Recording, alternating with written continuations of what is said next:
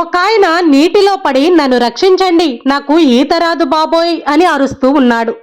ఒడ్డునే కూర్చున్న ఒక తాగుబోతు ఈత రాదని ఏడవడం ఎందుకు, నాకు కారు నడపడం రాదు, అంత మాత్రాన నాకు కారు నడపడం రాదు బాబోయ్ అని ఏడుస్తున్నానా ఏంటి అన్నాడు.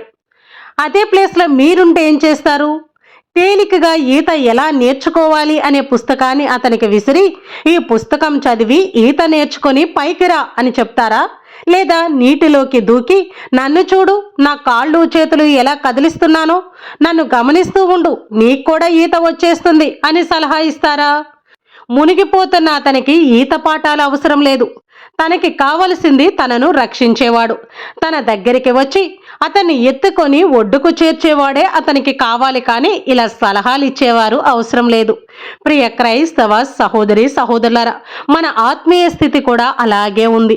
అందరము పాపమే చేస్తున్నాము, ఏ ఒక్కరము కూడా పరిశుద్ధంగా జీవించడం లేదు.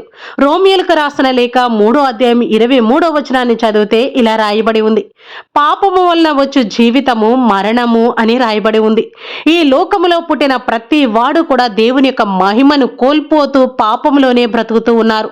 అలా పాపములో జీవిస్తూ మరణిస్తే మన యొక్క ఆత్మ శరీరాలను రక్షించడానికి క్రీస్తు ప్రభువే మన రక్షకుడుగా వచ్చారు. నశించిన వారిని వెతికి రక్షించుటకు యేసు క్రీస్తు ఈ లోకమునకు వచ్చెను అని పరిశుద్ధ గ్రంథం తెలియచేస్తూ ఉంది. ఆయనను నమ్మిన వారందరినీ ఆయన విమోచించును. కాబట్టి ఈత రానివాడు తనంతటి తానుగా ఎలాగైతే రక్షించుకోలేడో, పాపములో జీవిస్తున్న మనము కూడా మనల్ని మనము రక్షించుకోలేము. కాబట్టి ఈ పాపపు జీవితాన్ని విడిచిపెట్టి క్రీస్తు ప్రభులో విశ్వాసంగా మనం ముందుకు వెళితే మనందరినీ మన రక్షకుడు రక్షించడానికి సిద్ధంగా ఉన్నారు. కాబట్టి ప్రియ క్రైస్తవ సహోదరి సహోదరులారా, క్రీస్తు ప్రభులో విశ్వాసములో మనం పెరుగుదాం. ఈ 40 రోజులు తపస్కాలం మనల్ని మనం తీర్చిదిద్దుకొని కొత్త వ్యక్తులుగా మనం మార్చుకుందాం.